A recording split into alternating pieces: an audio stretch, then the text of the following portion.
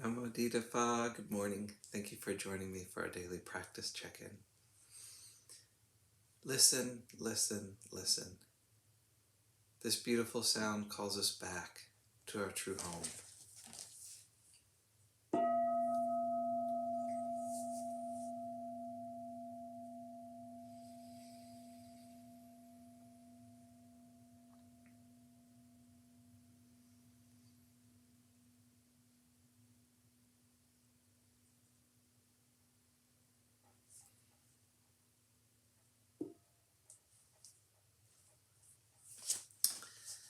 The third mindfulness training. Aware of the suffering caused by sexual misconduct, I vow to cultivate responsibility and learn ways to protect the safety and integrity of individuals, couples, families, and society. I am determined not to engage in sexual relations without love and a long-term commitment. To preserve the happiness of myself and others, I am determined to respect my commitments and the commitments of others. I will do everything in my power to protect children from sexual abuse and to prevent couples and families from being broken by sexual misconduct.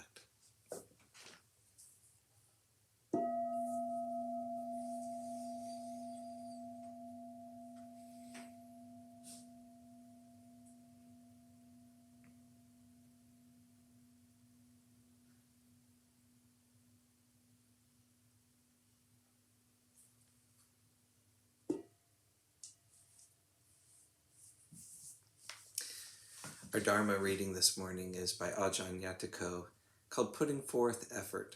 This is from Beginning Our Day by the monastics of Abhayagiri Monastery. For both monastics and lay people visiting the monastery, it's helpful to reflect on sustenance, what it is that sustains us materially.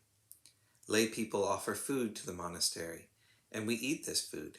They work some 8 hours a day, 5 days a week, or more, at a job that can often be unpleasant. It's hard work, and they call it work because it is work. For most people, the mind inclines toward not doing this work. People would rather be relaxing, sitting out under the sun and taking it easy, but they can't do that. They have to work because they have to support themselves and sustain their lives.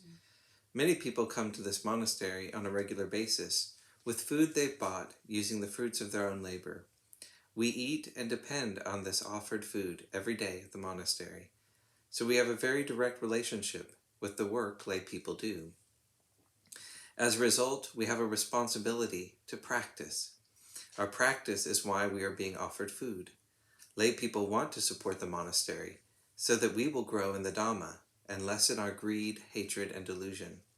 Ajahn Thun once said that we should be meditating at least 8 hours a day, because that's the amount of time lay people put into their workday, and for many of them, it's even more than that.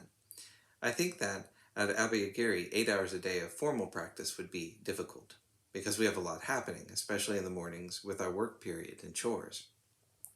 However, we can still think of this 8 hours in the sense of making sure that mindfulness is present for that amount of time, actually, for the entire day. During this time, we're not simply following our moods and opinions. We are going against the grain and putting forth effort to decrease the defilements.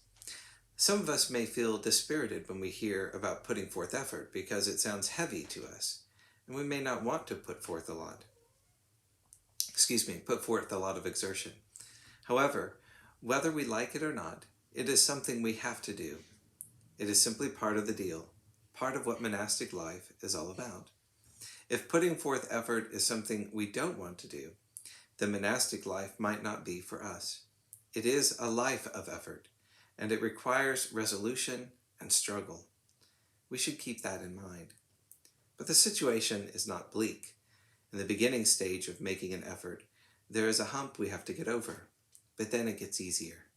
There are 3 phases of effort. In the first phase, energy needs to be aroused, and this requires discipline and exertion. In the second phase, once energy is aroused and established, the effort maintains itself to a certain extent because of that established energy. The third phase is known as being unshakable, where nothing can stop the effort and energy until the goal is achieved. The first phase is the most difficult because it takes a lot of strength and resolution simply to get things going. It's like a rocket that's leaving the atmosphere.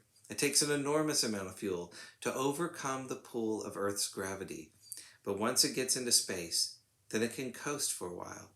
It's a bit the same with the energy and effort we put into our practice.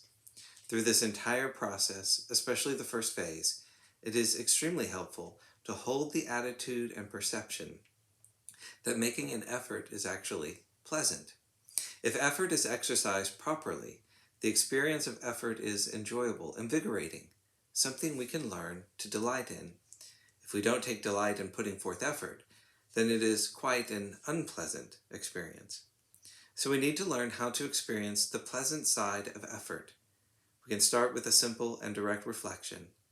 In what way can I put forth and sustain effort so that it is enjoyable, fulfilling, and nurturing to both my practice and my heart?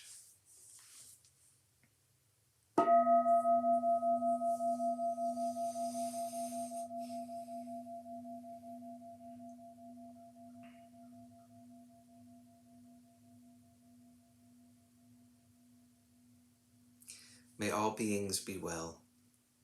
May all beings be happy. May all beings be peaceful.